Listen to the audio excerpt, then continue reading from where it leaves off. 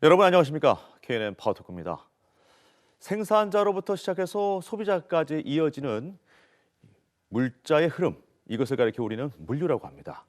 최근에는 의미가 더 확장돼서 이 물품이 가지는 공간적 가치, 시간적 가치를 만들어내는 활동까지도 저희가 물류에 포함을 시키는데요. 사회가 발전하면서 물류의 중요성, 물류 경쟁력이 더 부각되고 있습니다. 국제물류 올림픽이라고 불리는 2020년 세계물류협회 총회가 부산에서 열립니다. 동북아 물류 중심을 꿈꾸는 우리 부산에게는 더없이 큰 발전을 이룰 수 있는 계기가 될 것입니다. 오늘은 2020년 국제물류 세계총회를 준비하고 있는 두 분 나오셨습니다. 먼저 한국국제물류협회 김병진 회장 나오셨습니다. 안녕하십니까? 반갑습니다. 네, 김병진 회장께서는 2020년 피아타 총회 공동 조직위원장을 맡고 있는데요. 역시 부위원장을 맡고 있는 최영림 동아대 교수께서도 자리하셨습니다. 안녕하십니까? 안녕하십니까? 네, 어서 오십시오. 먼저 회장님께 질문을 드리겠습니다. 피아타 국제물류협회 총회, 제가 아까 간단하게 국제물류 올림픽이다 이렇게만 소개를 했는데 구체적으로 어떤 행사인지 소개를 해주시죠. 예, 국제물류협회 총회는 세계 물류업계의 올림픽이라 불릴 정도로 전 세계에서 120여 개국 각 나라의 물류협회장과 물류 전문가, 그리고 업계 대표자 1,000명에서 3,000명이 참석하는 국제 행사입니다. 이 포럼 중에 물류 분야의 국제 이슈에 대한 토론의 장이 열리고 최신 물류 기술, 복합 운송, 통관, 법적 문제, 교육, 지역적 현안 등 다양한 형태의 회의와 전시회, 비즈니스 네트워킹이 이루어집니다. 네. 국제물류협회는 1926년도에 설립되었고 본부는 스위스 지리에 있습니다. 회원국은 108개국이며 준회원을 포함해 200여 개 국가와 4만여 개의 물류협회 및 기업체가 가입된 물류 분야에서 가장 오랜 역사와 권위를 가진 국제단체이자 가장 큰 규모의 비정부 기구입니다. 네, 1926년에 국제물류협회가 설립이 됐다고 하니까 벌써 이제 100년에 가까운 역사를 자랑하는 협회인데요. 어떻습니까? 국제물류 산업에 관한 전반적인 회의 같은 것들도 이루어지겠지만 회원국들도 궁금하고요. 개괄적으로 교수님, 네. 이제 우리나라에서 유치가 되는데 네. 어떤 논의들이 이루어질지도 좀 간단하게 소개해 주시죠. 종래는 일반적으로 이제 피아타 총회에서 주로 논의되는 사항들은 국제 물류 산업의 발전 방안, 네. 그리고 물류 분야의 정책 및 제도 개선, 그리고 국제 협력 방안과 국제 분쟁 등을 조정하는 그런 내용들이 포함이 되었습니다만은 이번 총회에서는 이러한 의제들과 함께 예. 특히 이제 4차 산업혁명 시대에 접어들면서 4차 산업혁명 시대의 도래에 따른 물류 산업의 미래 예측, 예. 그리고 세계와 우리나라의 물류 산업 전망과 발전 방안 등이 이제 논의가 될 겁니다. 그리고 특히 이번 대회에서는 저희들이 물류 산업과 고용 창출에 대해서 실험적 접근 방법으로 네. 취업 박람회와 그리고 세계 물류 한상 대회를 동시에 개최함으로써 동반 상승 효과를 기대해 보고 있습니다. 네, 물류에 관한 폭넓은 이야기들을 하게 될 것 같은데. 예, 그렇습니다. 그 회원국이 지금 그러면 몇 개국 정도가 되는지도 궁금하네요. 지금 아마 회원국은 아까 김병진 회장님께서 말씀하셨듯이 108개국. 예, 108개국 정도인데 네, 이번에 이제 총회 참가 예정 국가는 저희들이 120개국에서 네. 약 최소 3,000명 이상이 참석하는 그런 대회로 예상되고 있습니다. 특히 이제 이 중 절반 정도가 해외 참가자들로 저희들이 예상을 하고 있는데 예. 지금 남아 있는 기간 동안 우리가 이제 어떻게 많은 홍보를 하느냐에 따라서 예. 이 숫자는 훨씬 늘어날 수도 있을 것이라고 생각하고 있습니다. 예. 해외 참석자들이 대거 몰려올 수 있는 또 예. 큰 이벤트다라고 볼 수가 있을 것 같네요. 예. 회장님, 이번이 첫 번째 유치 도전이었습니까? 안 그럼 그 전에도 사전에 도전한 적이 있습니까? 저희들이 2번 도전을 하고 난 뒤에 예. 좋은 결과를 갖다가 받아온 것으로 생각합니다. 대륙간 순회 개최로 이루어지는 행사죠. 피아타 총회는 원칙적으로 3년 전에 개최지를 갖다가 선정하고 예. 매년 개최하는 걸 원칙으로 하면서 대륙간 순환 원칙을 철칙으로 삼고 있습니다. 네. 이번에 저 비하인드 스토리가 좀 있던데 문 대통령의 그 영상 지지를 하는 모습이 좀 한몫을 했다. 이 얘기도 있던데 어떻습니까? 예. 뭐 우스운 이야기지만은 인생은 짧고 예술은 길다고 제가 주위 지인들한테 평소에 하는 이야기가 돈 버는 거는 기술이고 돈 쓰는 거는 예술인데 그럼 예술을 어떻게 아름답게 해야 될 것이냐.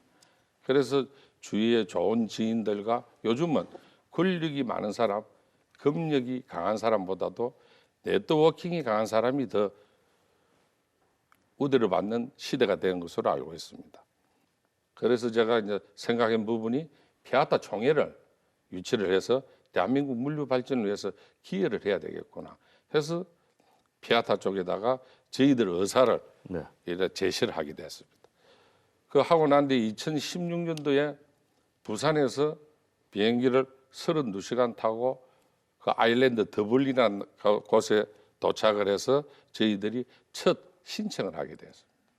그런데 그 당시에 저희들도 또 제가 좀 착각을 한 부분 자체가 여기에서 피아타 총회를 유치를 하기 위해서는 자기들만의 리그에 들어가야 되는데 거기에 들어가지 안 하고 단순하게끔 신청을 해가지고 프레젠테이션 자체는 가장 후한 점수를 받았음에도 불구하고 거기에 속해 있는 이너서클에 참석치 못한 상황 때문에 결국 저희들이 받지를 못했습니다.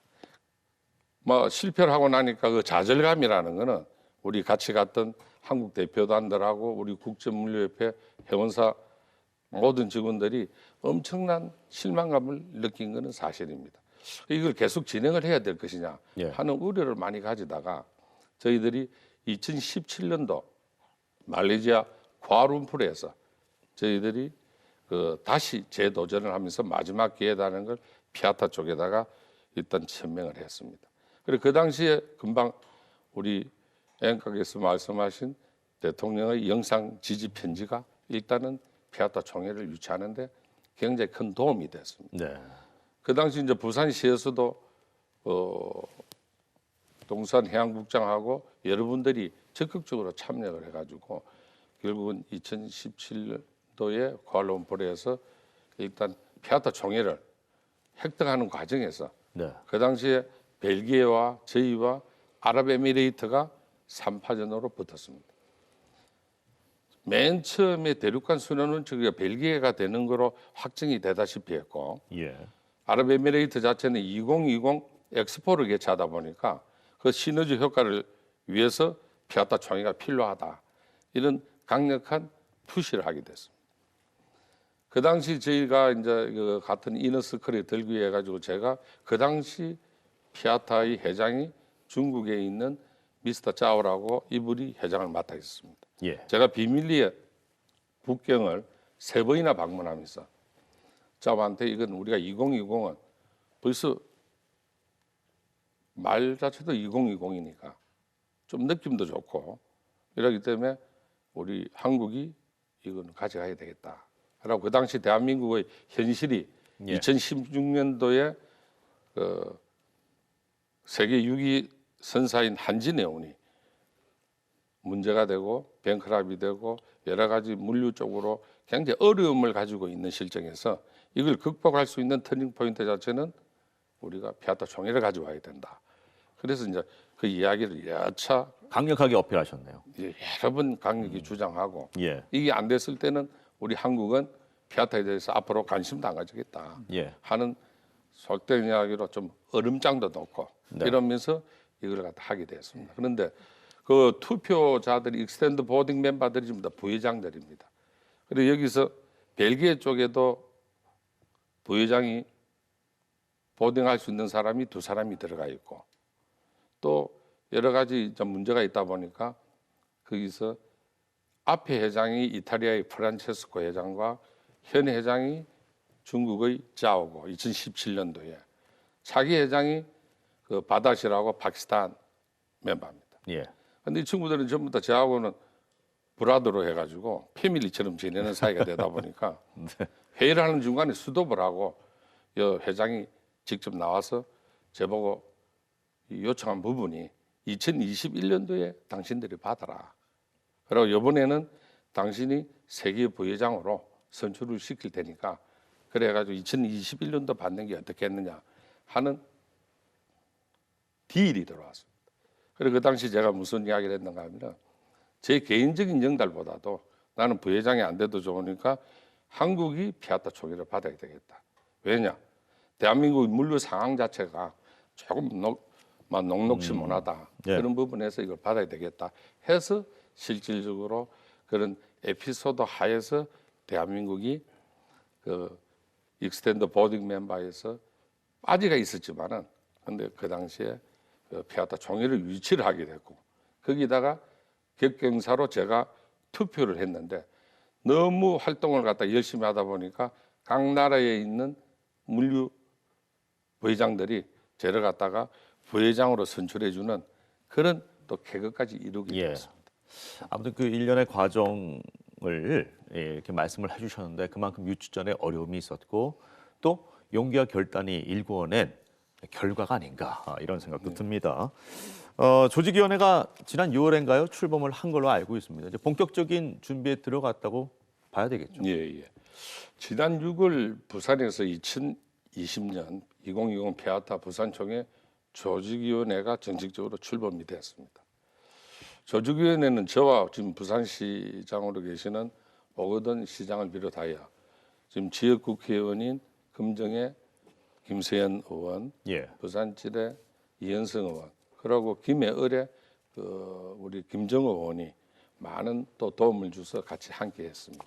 예. 그리고 시민단체와 부산항만공사, 그리고 선주협회, 부산관광공사 같은 기관과 우리 KMI 등 연구기관, 또 언론사 학계 및 물류업계 대표 등 산악관 연정을 갖다가 통해 총회에 망라된 모든 분들이 예. 적극적으로 참석을 하셔가지고 성공적인 개최를 위해 이 힘을 모으고 있는 실정입니다. 특히 앞에 계시는 제가 존경하는 우리 최영림 학장님께서 부위원장으로 네. 제가 모시게 된 것 자체도 굉장히 영광스럽게 생각합니다. 다만 아쉬운 점은 내년 총회에 소요될 국비와 시비 모두 기대한 만큼 반영이 되지 않아 매우 안타깝게 생각합니다. 네. 지금 전 세계 물류인들의 올림픽인 2020 국제물류협회 세계총회가 단순히 민간만의 행사만이 아니고 민관 그리고 산업계가 함께 총회를 갖다가 대한민국 물류 발전을 위한 절호의 기회로 적극 활용해야 됨에도 불구하고 상당히 기대치 만큼 못된 부분에 대해서는 안타깝게 생각합니다. 정부와 유관기관 다각적이고 적극적인 지원과 협조가 이루어져야 할 것이며 현재 중앙정부와 지자체의 예산 반영이 아쉽지만 그래도 불구하고 우리 한국국제물류협회 조직위원회는 성공적인 총회 개최를 통한 대한민국 물류와 경제 발전을 위해 열심히 준비하고 개최하도록 하겠습니다. 예. 자, 회장님께서는 지난 그 10월에 남아공총회에서 피에타 부회장으로 재선임이 되셨습니다. 축하의 말씀을 드리면서 이제 부회장 선임과 관련해 가지고 부산총회 개최가 맞물려 있기 때문에 또 이게 좀 시너지 효과를 이끌어내지 않을까 그런 기대감도 있거든요. 거기에 대해서는 어떻게 생각하십니까? 정확한 말씀입니다. 지금 국제물류협회 회장단 자리는 경쟁이 매우 치열합니다. 회장단의 지위 자체가 우리가 IOC 예. 물류위원이라고 지칭될 정도로 개최지 선정 부분이라든가 법률 조항의 개항이라든가 여러 가지 문제를 갖다가 실질적으로 다루고 있습니다. 제가 이번에 다시 세계 부회장으로 선출됨으로 인해 가지고 지금 지난 5년간 총회 유치 활동을 통해 글로벌 네트워크를 갖다가 충분히 확보해왔다고 생각합니다. 이는 내년 부산 총회 개최 시 해외에서 많은 분들이 직접 참여하는 영향을 끼칩니다. 예. 그리고 이미 과거에는 국가별로 20분, 10분 이런 형태로 해가지고 참가 신청을 했지만은 이번에는 각 나라에서 벌써 중국, 말레이시아, 인도네시아, 베트남, 아시안 쪽에 있는 분들이 거진 한 50분씩 이렇게 참석을 하겠다. 그리고 부스도 해가지고 어떤 물류의 축제장을 만들겠다 하는 예.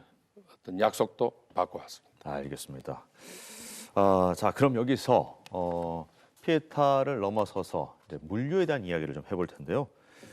제가 교수님께 질문을 드리겠습니다. 너무나 원초적이면서도 저는 이 기초적인 질문이 될 수도 있을 것 같은데 예전에 그 생산자 중심의 또는 소비자 중심의 사고 방식에서 이제 물류 중심의 사고 방식으로 많이 전환이 되고 있습니다. 이 물류 산업이 중요한 이유, 핵심을 이야기한다면은 어떤 부분이 거론될 수 있을까요? 예, 뭐 가장 뭐 간단하게 말씀드려서 예. 우리 기업에서 제품을 만들어서 판매를 하게 되면은 예. 이익을 최대한 많이 남겨야 되는데 그러기 위해서는 제품을 많이 팔기도 해야 되겠지만은 코스트를 줄이는 게 굉장히 중요하죠. 예. 사실 그 물류 그 코스트 항목 중에서 물류비가 차지하는 비중이 얼마나 되느냐에 따라서 예. 그 기업의 가격 경쟁력이 결정된다고 볼 수가 있습니다. 그런 관점에서 본다면은 어떻게 하면 그 물류비를 줄일 수 있을 것인가 예. 이게 이제 관건이 되는데 우리나라 같은 경우 선진국에 비해서 그 물류비가 코스트 중에 차지하는 비중이 상당히 높습니다. 예. 예. 그래서 우리가 이제 그런 물류비를 어떻게 줄이느냐에 따라서 우리나라의 제품 경쟁력이 생긴다고 봤을 때 예. 그 물류라고 하는 것은 굉장히 중요한 의미를 지닌다고 볼 수가 있겠죠. 예. 그러니까 비단 우리나라뿐만 아니고 전 세계가 마찬가지 그렇습니다. 상황이 예, 아닐까요? 예. 특히 요즘 글로벌 경제 시대 하에서는 예. 그 물류비 자체가 내국에서의 발생되는 물류비에 국한되는 것이 아니라 예. 글로벌 이송 수단에 따른 그 물류비가 차지하는 비중이 예. 상당히 높아지지 않습니까? 예. 그래서 그런 관점에서 보면 앞으로 물류의 중요성은 더욱 강조돼 갈 수 있을 것 같다는 생각이 듭니다. 그렇습니다. 이 글로벌 기업들이 좀 원자재 예. 가격이나 또 제조 단가는 지금 많이 고정화되고 있기 때문에 예. 결국에는 예전에는 가격 경쟁력이 품질 경쟁력이었다면 이제는 품질이 동일해지면서 오히려 그렇습니다. 예, 예. 물류 경쟁력이 예. 가격 경쟁력의 주요 요인이 되고 있다 이런 말씀도 예. 해석이 될 것 같은데 김병진 회장님께도 똑같은 질문 한번 더 드릴게요. 예. 물류 왜 중요합니까? 지금 세계는 바야흐로 물류 경쟁력 시대라고 생각합니다. 브랜드 파이낸스에서 발표한 2018년도 글로벌 브랜드 가치에서 예. 아마존이 1위를 차지했는데 기업 가치가 무려 164조 원을 기록했다는 기사를 접했습니다. 많은 분들이 아마존을 전자상거래 IT 기업이라고 생각을 하는데 사실은 세계 최대 물류 기업입니다. 예. 중국 알리바바를 이끄는 마인 회장은 2016년도에 이미 2026년도 알리바바는 전 세계 어디에든지 72시간 3일 내에 배송할 수 있는 시스템을 갖추겠다고 천명을 했습니다. 이를 위해 알리바바는 5년간 156억 달러, 우리나라 돈으로 환산을 하면 한 17조 5천억 원 정도 될 것이라 생각합니다. 예, 엄청난 금액의 예. 물류에 투자를 한다는 얘기군요. 그렇죠. 예. 차원화이를 통해 투자하고 예. 전 세계 주요 거점에 스마트 물류 허브 구축과 함께 항공 물류 회사들을 협력과 서로 MOU를 통해 가지고 그쪽으로 매진을 하고 있는 실정입니다. 실례를 들어보면은 애플을 갖다가 먼저 들어보면은 스티브 잡스는 물류가 애플을 갖다가 미래를 결정하는 거는 물류다. 예. 그래서 우리 SCM 물류 관리 전문가인 팀 쿡을 갖다 CEO로 선정을 했고 스타벅스도 SCM 전문가 깁슨을 부사장으로 승진시켜서 예. 그 연간 1조 원 이상의 자체 물류비를 감축했습니다. 세계 SCM 물류 관리 역량에서 애플이 1위고 삼성전자가 6위를 차지하고 있습니다. 이 말 자체는 결국은 글로벌 물류 시장은 앞으로 제조, 자원, 금융, 네. 무역, IT 등 다른 산업과의 융합을 통해 제4차 산업화를 향해 지속적으로 발전하고 있다고 말씀을 드릴 수 있습니다. 향후 우리가 항상 이야기하는 TKR, 예. 그 이북과의 북한과의 어떤 그런 남북 연결 철도. 철도망. 예. 예, 예. 그리고 TCR, 차이나 쪽이라든가 TSR, 시베리아 랜드 브리지 러시아 쪽, 예. TMGR, 몽고 쪽이라든가 이런 연계가 이루어질 경우 최초의 출발점은 저희들이 2060 피아타 초기회를 개최하는 예. 부산이 되어야 된다. 이게 저희 어떤 각오고 예. 여기에 대해서 굉장한 노력을 할 것이라고 생각합니다. 예. 이번 정부에서도 물류산업 육성을 국정과제 추진의 중점 사업으로 좀 더 체계적인 지원과 계획을 갖다가 아끼지 말아야 된다고 생각합니다. 이러한 가능성들이 가시적으로 나타날 때 우리나라는 세계 물류 강국이 될 것이며 앞으로 그 큰 물류의 큰 도약을 할 수 있는 그 역할을 갖다가 이번에 피아타 총회 2020이 담당을 할 것이라고 확신합니다. 예, 알겠습니다. 자, 드론 상용화가 하나의 상징적인 예가 될 수 있을 것 같습니다. 4차 산업혁명과도의 물류 뗄래야 뗄 수 없는 관계일 것 같은데 최 교수님, 뭐 물류 4차 산업혁명 관계가 많다고 봐야 되겠죠? 그렇죠. 예. 그 우선 뭐 제가 4차 산업혁명의 가장 기본 사상을 우리가 잘 이해하는 것이 중요하기 때문에 예. 간단하게 말씀드리면은 저는 세 가지 키워드로 이야기하고 싶습니다. 공유와 개방과 협력. 네. 이 세 가지 기본 사상이 잘 활용된다면은 그 분야는 결국 글로벌 경쟁력을 가질 수 있다라고 생각이 듭니다. 예. 지금 현재 우리가 이야기하고 있는 사물 인터넷이라든지 클라우드 컴퓨팅 그리고 빅데이터 분석, 예. 인공지능 이와 같은 4차 산업혁명 기술들은 방금 제가 이야기했던 이 세 가지 사상을 잘 구현할 수 있도록 해주는 그런 기술들입니다. 예.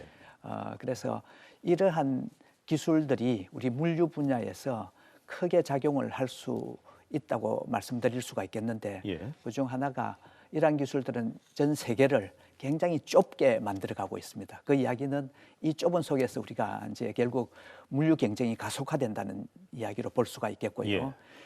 그다음에 이제 이러한 기술들로 인해서 우리가 물류 주체 간 또는 각종 경제 주체 간의 예. 정보 흐름과 물류 흐름을 단절없이 매끄럽게 잘 이어줄 수 있는 예. 그런 역할을 이제 할 수 있게 되는 것이죠. 결국은 우리가 이제 항상 강조하는 것이 끊김없는 물류 이런 걸 굉장히 강조하고 있습니다. 그것은 조금 전에 이야기했던 그 서플라이 체인 매니지먼트 공급 사슬 관리적인 측면에서 우리가 이야기를 할 수 있겠는데요. 과거에는 제조와 물류를 따로 구분해서 우리가 이제 관리를 해 나갔습니다. 그런데 지금 요즘은 이제 이 제조와 물류를 그 칸막이 없이 구분 없이 예. 통합해서 예. 소비자들에게 이런 토탈 서비스를 제공해 줄 수 있는 그러한 예. 있어야 되는데 그러기 위해서는 우리가 플랫폼을 가지고 있어야 됩니다. 예. 그 플랫폼이 이제 앞으로 4차 산업혁명 시대 물류 산업에서 굉장히 중요하게 될 텐데 사실 이런 플랫폼을 우리 아까 김병희 선생님께서 언급하신 아마존이라든지 애플, 삼성 같은 경우에는 이런 플랫폼을 갖추고 물류 역량을 강화시켜 나감으로써 기업 경쟁력을 계속 예. 확보해 나가고 있는 그런 상황입니다. 기존의 제조업체들이 이제 물류에 눈을 떴다고 봐야 될 텐데 예. 뭐 국내에서만 보더라도 현대글로비스가 대표적인 예가 그렇습니다. 아니겠습니까? 예, 예. 그러니까 이제 물류가 그만큼 경제의 혈관 같은 역할을 예. 한다고 봐야 될 것 같습니다. 이번에 이제 피에타와 관련돼 가지고 저희가 물류에 대해서 많은 이제 공부들 좀 할 것 같은데 예. 물류 강국, 물류 선진국이 되기 위한 뭐 기준이 있는 걸로 알고 있어요. 예. 그 물류 선진국의 기준이 예. 무엇이며 우리나라는 그 기준에 어느 정도 부합하는지 좀 예. 설명해 주시죠. 지금 보면은 이제 우리가 국제적인 물류 서비스 수준을 예. 진단하기 위해서 월드뱅크에서 그 발표하는 지수가 있습니다. 그게 예. 이제 LPI라고 물류 성과 지수입니다. LPI. 예. 이 물류 성과 지수를 가지고 물류 선진국이냐 아니냐 뭐 이렇게 구분을 하고 있는데 예. 2018년 LPI에 의하면은 세계 1위가 독일입니다. 그다음에 그 2위가 스웨덴이고 예. 우리 아시아 국가로는 지금 일본이 5위 그리고 싱가포르이 7위, 우리 대한민국이 25위로 그렇게 발표가 됐습니다. 예. 그런데 사실은 이런 이제 지표보다도 우리 한국의 경우에는 비록 그 LPI 지표 면에서는 좀 떨어지지만은 예, 예. 그 화물 처리 시간이라든지 비용, 업무 처리 비용이라든지 또 해운 네트워크이라든지 예. 인프라 이런 네. 관점에서는 이 비록 LPI 지표 면에서는 떨어지지만은 그 상당히 상위에 속해 있다. 예. 이런 측면에서는 결국 우리나라도 거의 이제 사실은 물류 선진국 대열에 일단 같이 어깨를 나란히 하고 있다고도 볼 수가 있겠습니다만은 예. 지금 아직까지 좀 부족한 부분이 어떤 이런 하드웨어 인프라보다는 소프트웨어적인 어떤 관리, 운영, 섬세한 관리, 예. 운영 이런 부분이 조금 떨어지지 않느냐 이런 부분들은 우리나라가 좀 더 보완해야 될 점이라고 생각을 합니다. 예. 뭐 지표만으로는 예. 모든 해석의 여지가 있는 건 아니고 그렇습니다. 그리고 예. 또 대한민국이 상당한 물류 수준에 도달하고 있는 것만은 분명한 사실이다. 예, 예. 이렇게 말씀을 전해 듣겠습니다. 제가 그 뉴스를 진행하는 앵커로서 뭐 항상 조금 다른 경우가 있습니다. 네. 부산의 경우 정치 뉴스보다 앞서는 것이 컨테이너 처리량 예. 기사가 항상 탑 기사로 뜰 때가 있거든요. 그래서 부산의 먹거리가 바로 이것이기 때문에 가장 중요한 뉴스로 거론되지 않나 이런 생각이 드는데 부산 하면 또 물류라는 등식을 생각해 보면은 피에타 부산겠죠. 좀 늦은 감이 있지 않나 이런 생각이 들어요. 김병렬 회장님, 지금 우리 부산의 물류적 기준으로 봤을 때 부산의 위치 한번 점검해 봐야 될 것 같습니다. 어떻습니까? 지금 대한민국은 2018년도 전 세계 해상 교역량의 8.5%인 10억 톤을 갖다가 수송해왔습니다. 아, 그렇군요. 예. 아울러 같은 해에 이제 1,200만 TU의 한적 화물을 포함해가지고 2,900만 TU에 달하는 컨테이너 화물도 처리했습니다. 예. 쉬운 예로 우리가 2,900만 TU라면은 부산에 계시고 물류를 좀 아시는 분들은 20피터 컨테이너라고 컨테이너가 20피터, 40피터가 나눠지는데 20피터 컨테이너를 갖다가 지구를 갖다가 둘레를 44,000km라고 가정을 했을 때 예. 그런데 그 네 바퀴 반을 갖다가 돌릴 수 있는 엄청난 물량입니다. 그렇군요. 이거는 우리나라의 어떤 그 물동량 처리 능력이라든가 여러 가지 첨단 항만 시설 그리고 하역 경쟁력을 갖다가 확보하고 있기 때문에 그렇다고 생각합니다. 또한 부산항은 세계 물류의 중심 기지라고 생각을 합니다. 지금 대한민국을 대표하는 부산항은 지금 거대한 세계 물류의 허브로서 예. 거대한 대항으로 뻗어나갈 수 있는 지정학적 장점을 지니고 있어가지고 매우 미래가 밝다고 생각합니다. 예. 국제물류협회 세계총회 부산 개최를 통해 육상인 유럽과 아시아를 연결하는 유러시아 철도망인 고속 철도역 출발점이 부산역이 돼야 되고 그리고 해상인 부산 신항만과 김해 신공항이 2026년도에 우리가 국제 관문공항으로서 개항이 되면은 얼마만한 시너지 효과가 있을 것이냐. 예. 이걸 저희들이 단순하게끔 우리 국내에 계신 분들을 통해 가지고 자료를 받은 것이 아니고 실질적으로 피아타 총회에다가 그들이 전문가로서 우리한테 정확한 진단을 좀 해달라. 이래가지고 지금 이야기 나온 부분 자체가 예. 지금 판넬을 준비하셨군요. 예예. 여기서 보다시피 피아타 총회에서 어떤 이 5년간 2조 86억 원이라는 경제 유발 효과가 있을 것이라는 공식적인 전문을 보내왔습니다. 네. 이걸 보더라도 우리가 얼마만큼 이 물류가 제가 볼 때는 2조 86억이는 어떤 조적 지열이다. 예. 왜냐하면은 지금 세계적으로 북극 지구 온난화 관계로 북극 항로가 개방이 되고 예. 이래가 해빙이 됐을 때 부산에서 로틀담까지 가는 그 해상으로 움직이는 그 기간을 갖다가 14일을 2주를 갖다 단축할 수 있는 것이 바로 부산항의 지리적인 강점이라고 생각합니다. 예. 지금 부산항의 지질 강점 이야기를 하셨는데 전 세계에서 아시아 지역 물류 처리량이 전 세계 비중의 한 35% 정도 육박하는 것으로 기사를 통해서 접했습니다. 결국 그런 부가적 이익을 우리 부산이 누릴 수 있다, 또 누리고 있다 이렇게 봐야 될 것 같은데 교수님 어떻습니까? 부산이 가지고 있는 그 지리적 이점 말씀하신 그 이점에 의해서 충분한 우리 부산항은 경쟁력을 갖고 있다고 봐야 되겠죠. 예, 뭐 그 외에도 사실은 조금 전에 이제 우리 부산이 얼마나 그 어떤 물류 강국으로서 강점을 가질 수 있느냐 하는 부분은 예, 지금 이제 위치적인 측면에서 지금 말씀을 해주셨습니다. 예, 지금 사실은 부산은 유럽이나 미주 그리고 지금 나아가서 이제 북극 항로로 가는 하나의 요충지거든요. 예. 그래서 그런 부분에서 보면 천혜의 지정학적인 그런 입지를 말씀드릴 수 있고 또 한 가지는 인근 지역의 중국이라고 하는 세계의 공장이라고 하는 예. 엄청난 시장이 네.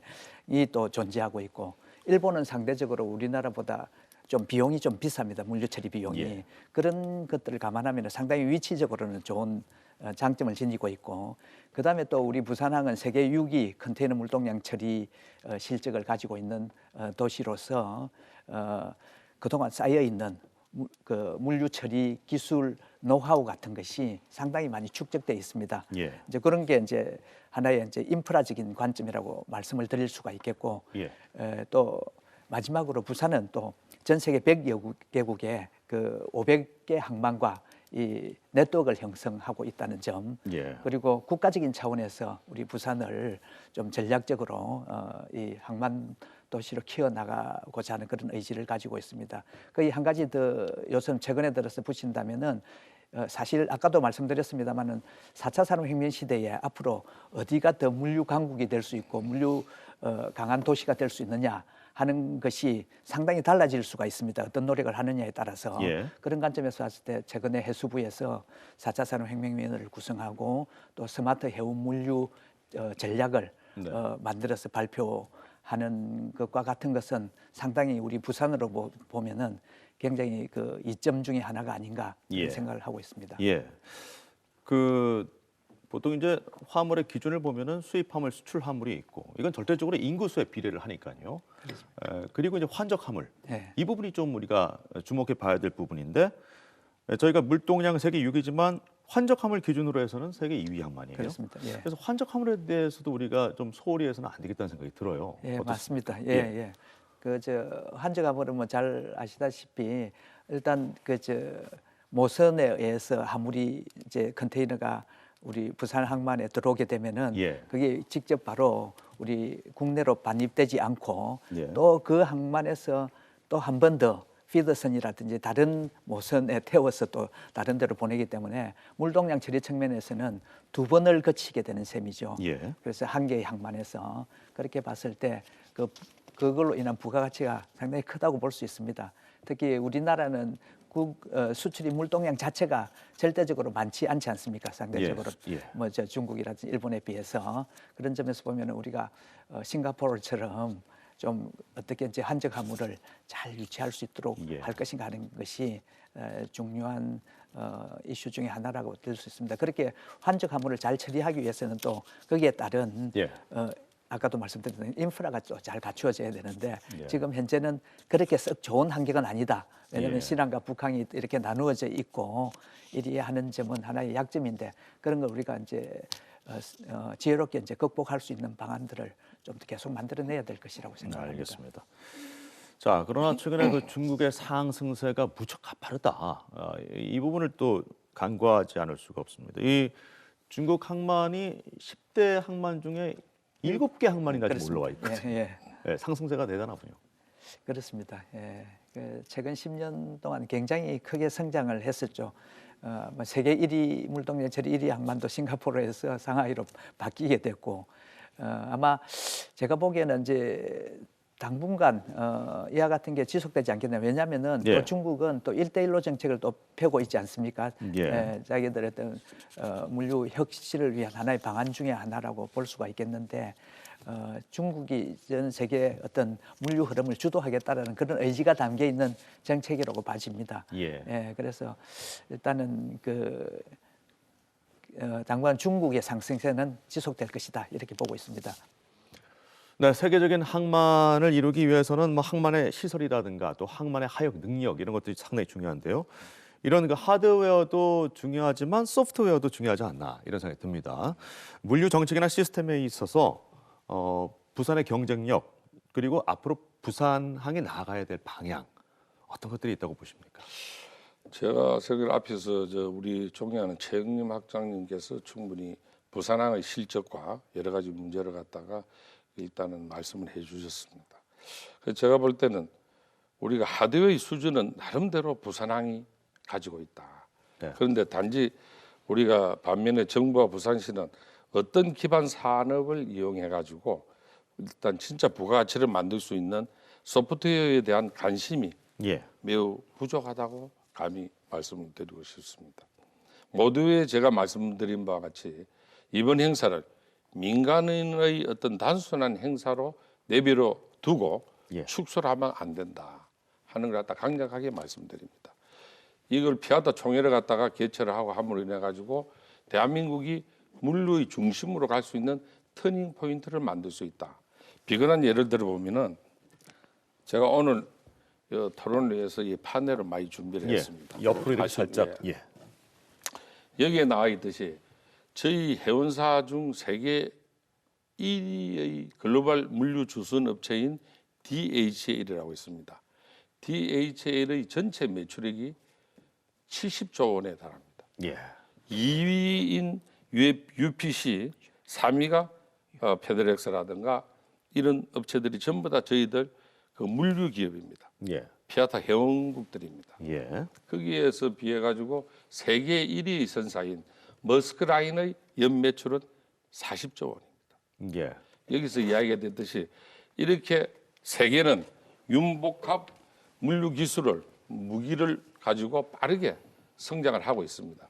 과연 지금 정부 부처인 국토부에서 이런 시대적 변화와 국제적 상황을 제대로 인식하고 있는가 하는 매우 우려스러운 생각이 됩니다.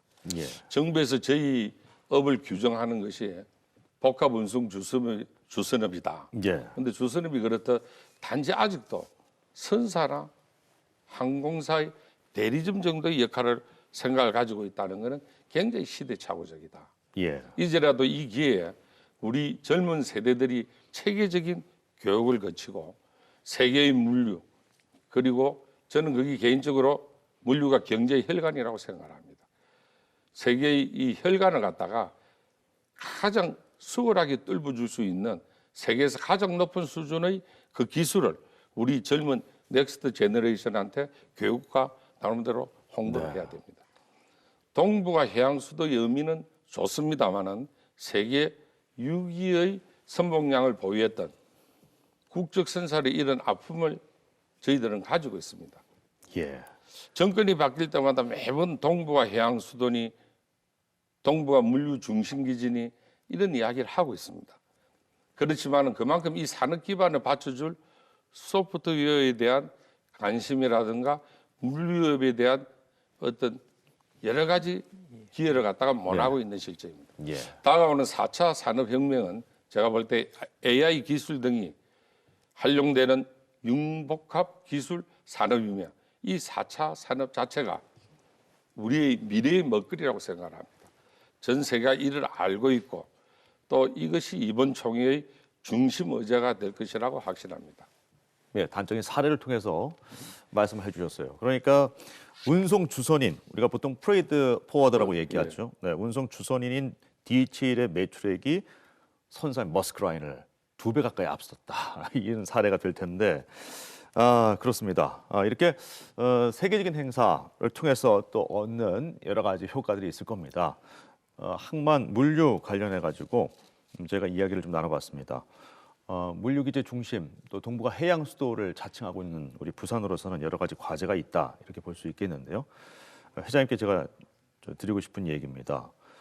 이번에 그 피에타를 개최하게 되면은 좀 뭐라 그럴까요? 개최 효과, 기대 효과, 뭔가 좀 눈에 보이는 그런 효과가 있기를 바라는 사람들이 있을 겁니다. 근데 뭐 인접 국가와의 관계에서 얻어지는 효과, 이 외교적인 효과 이 부분도 상당히 크다고 볼 수 있을 텐데요. 어느 정도 기대를 하고 계십니까? 지금 TSR, TCR, 여러 가지 TMGR 등 이렇게 이런 어떤 물량이 활성화되면 우리가 남북 경협 문제도 예. 상당히 그건 효과가 있다고 생각합니다. 지금 북한과의 어떤 그런 화해 무드 속에서 앞으로 향후적으로 남북 간이 통일이 있다고 가정했을 때 네. 이런 철도망에 대한 요즘은 세계의 어떤 물류 시스템이 예. 3대 패러다임이 바뀌었습니다. 시, 에어, 레일입니다. 거기에 레일에 따른 걸 갖다가 부산항이 북한을 통해 가지고 통일이 되면은 저희들이 최고의 강점을 가질 수 있다. 예. 그래서 이런 면에서 볼 때는 주변 국가와의 어떤 물류의 시스템을 갖다가 예. 선점하고 우리가 중요하게끔 메인이 될 수 있는 계기가 될 것이다. 이렇게 확신을 합니다. 예. 말씀에서도 언급이 됐습니다만은 이 정부 들어서도 가장 강조하는 부분이 이 대목이 아닌가 싶습니다. 부산은 이제 신북방 또 신남방 정책의 기점, 출발점이라고 볼 수 있을 텐데요. 교수님, 그 얼마 전에 한 아세안 특별 정상회의가 있지 않았습니까? 그렇습니다. 예. 뭐 여러 가지 외교적 효과를 얻었는데 예. 역시 이런 부분도 긍정적인 효과를 좀 가져올 수 있는 부분이 아닐까 싶습니다. 그렇습니다. 예, 특히 이번에 그 한아시안 그 회의 때 예. 정상회의 때 우리 아까도 말씀드렸던 우리 부산이 지니고 있는 어떤 예. 물류 인프라 그리고 지리적인 강점 예. 그리고 현대화된 어떤 항만 시설 그리고 시스템 등을 소개하고 홍보할 수 있는 좋은 기회가 됐다고 저는 생각을 합니다. 예. 그래서 이걸 이제 앞으로 좀 더 지속적으로 가져가기 해야 될 텐데 특히 이제 우리 그런 점에서 보면은 남방 정책이 굉장히 중요하죠.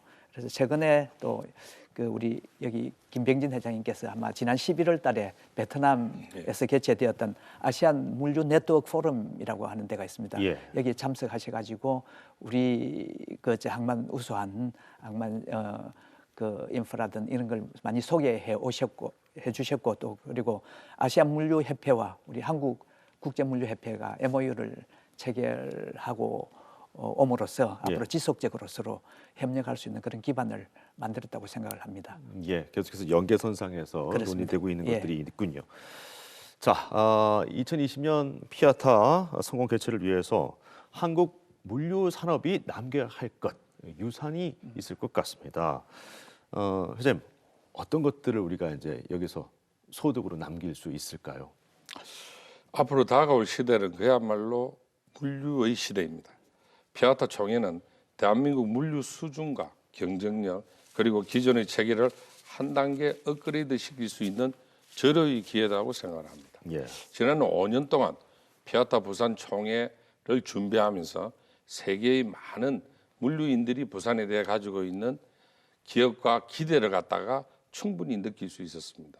이번 총회는 동북아 해양 수도 부산을 그저 단순한 구호가 아닌 현실로 만들기 위해서 노력을 해야 될 것이라고 생각합니다.